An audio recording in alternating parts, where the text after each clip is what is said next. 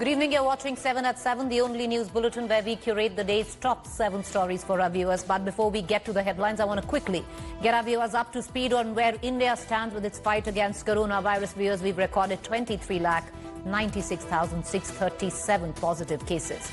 We've recorded till now 47,033 deaths. Our worst affected states continue to be the state of Maharashtra with a total import of 5,48,313 positive cases and 18,650 deaths. Tamil Nadu is second with 3,14,520 positive cases and 5,278 deaths. Andhra Pradesh is at third with 2,54,146 positive cases and 2,296 deaths. This is the information, the data collated just till about 20 minutes ago right here on India Today. Let me now. All right, our top focus story comes in from Bengaluru. Let's get you the latest just in terms of investigation. What it was a well-thought-out, pre-planned conspiracy to burn Bengaluru to cinders on Tuesday night. That is what the police FIR into the riots and mob violence has revealed. India Today has accessed the FIR, which has some sensational, if I might say, details. Not only does it name 5 SDPI workers, including District Secretary Muzammil Pasha, it also details how the righteous mob was out to kill cops.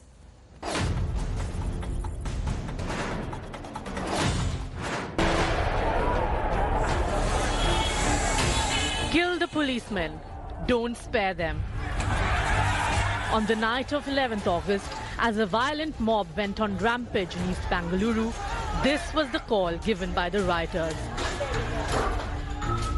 The police FIR in the violence of Tuesday night has made this and several other shocking revelations. The riot FIR accessed by India Today reveals that the arson and vandalism was pre-planned.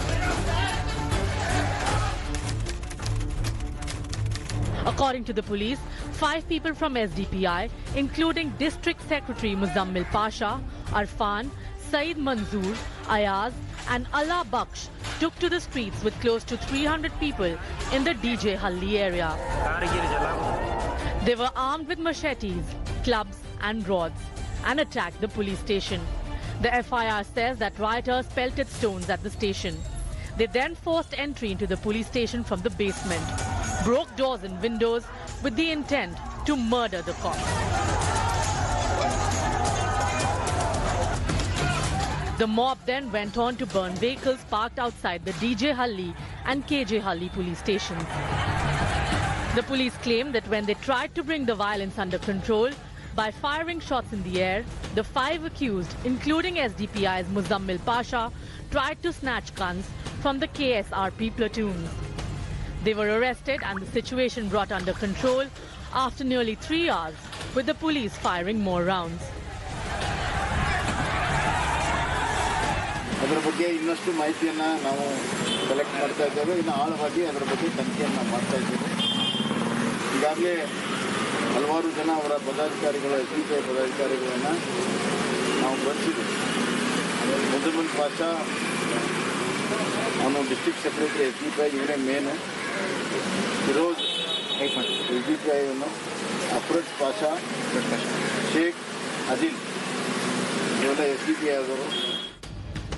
The police FIR makes one thing clear, that the plan to set Bengaluru on fire was well thought out and that PFI's political affiliate SDPI was involved. Bureau Report, India Today.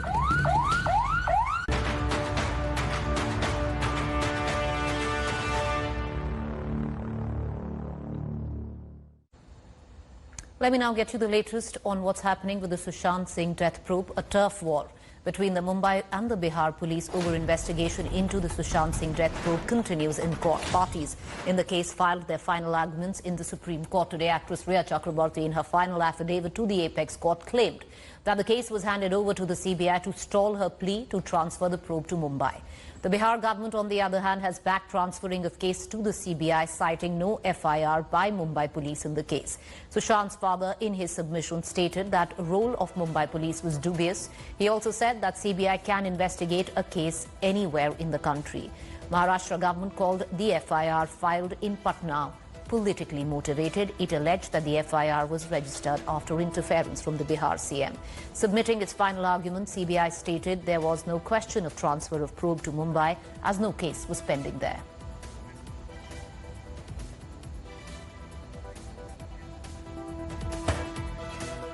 All right, all the latest coming in on the Rajasthan politics. Days after ending a month-long, exactly a 32-day standoff, Sachin Pilot finally met Chief Minister Ashok Gehlot. Pilot and Gehlot shook hands. Both were in masks. Congress MLAs met before cameras. During the meeting, Gehlot said past must be forgotten. The meeting assumes significance as the Rajasthan Assembly will convene for session tomorrow. Meanwhile, the Congress has also revoked the suspension of the two Pilot MLAs, Vishwendra Singh and Bhavarlal Sharma.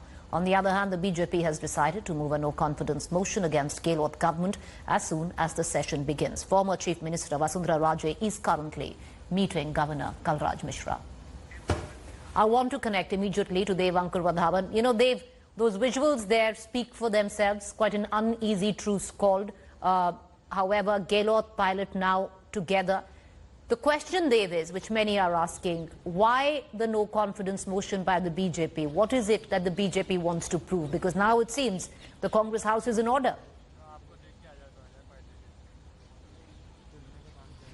Well, that's quite true, Preeti. Quite an uneasy situation and quite an embarrassing moments for both the Ashok Gehlot and Sachin Pilot camps in Rajasthan at the Chief Minister's residence. As far as the no-confidence motion question is concerned, the BJP simply wants to put the Gehlot government in an embarrassing position. Because otherwise, if you look at the numbers, the Congress should get 1-1 in the Rajasthan Assembly, 102 of the Gehlot camp and the 19 who have joined from the Pilot camp.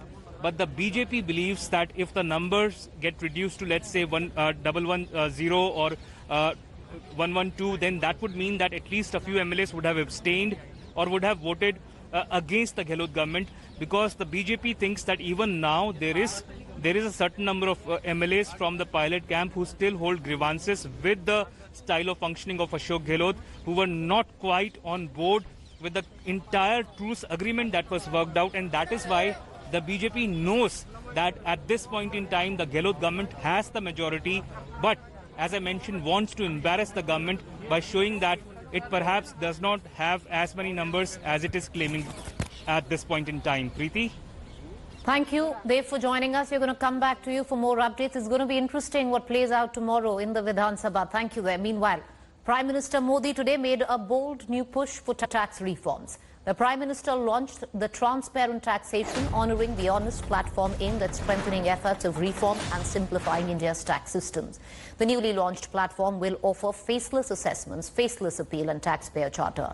Faceless appeal will be applicable from September 25th, while faceless assessment and taxpayer charter will come into force from today itself. Now, this will help in transparency, curb corruption, as neither the taxpayer nor the assessee will know each other. This is the latest move by Modi government to end complaint of tax terrorism and intrusive tax collection. Modi also highlighted India's bumper FDI inflow during COVID pandemic and stressed his government's bid to honour honest taxpayers and their role in nation building. 21वीं सदी के tax system की इस नई व्यवस्था का आज लोकार्पण किया गया है। इस प्लेटफॉर्म में फेसलेस असेसमेंट, फेसलेस अपील और टैक्स पेयर चार्टर जैसे बड़े रिफॉर्म्स हैं। फेसलेस असेसमेंट और टैक्स पेयर चार्टर आज से ही लागू हो गए हैं। Well, the national capital is witnessing heavy rains, which have lashed large parts of Delhi. A bus, a car and an auto got submerged completely in water at Zakhira underpass in Delhi. But the drivers and passengers were rescued in time, preventing a tragedy. The rains resulted in waterlogging at several places in Delhi NCR, which led to huge traffic snarls. Waterlogging was reported from Prahaladpur, Firozshah Kotla Road, Azadpur, Raja Garden and Mayapuri. The Indian Met Department has predicted that light to moderate intensity rains and thunder showers will continue in Delhi and suburbs of Noida, Greater Noida, Gurugram, Ghaziabad. Now, the torrential downpour in the national capital has brought the much-needed relief to the people from humid weather. In July this year, Delhi received over 12% above normal rainfall.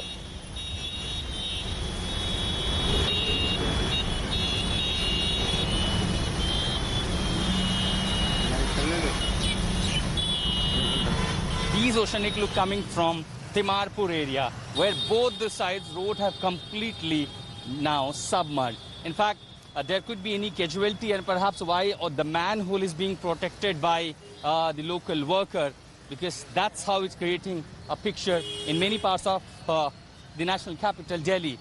Last late night, there have been non-stop rain in Delhi. In fact, there is an alert has also been issued by the Met Department, and the forecast says that it is going to be continue from light thunder showers to moderate rain, and perhaps why there have been traffic jam reported in many areas. But here in Timarpur, in this part of Delhi, both sides of the stretch now completely submerged after a few hours of rain spills, and there is still very unlikely any relief further. We have seen how the vehicles were stuck in many parts, traffic jams, and now since the rain continues, there is unlikely to be any relief today. But people need to be very careful, but this is also raising question on the authorities, civic agencies and the government. Where are the preparations to deal with the monsoon and any flood-like situation in the national capital? For now in Timarpur with Sanjay Kumar, this is Ashutosh Mishra reporting for India Today.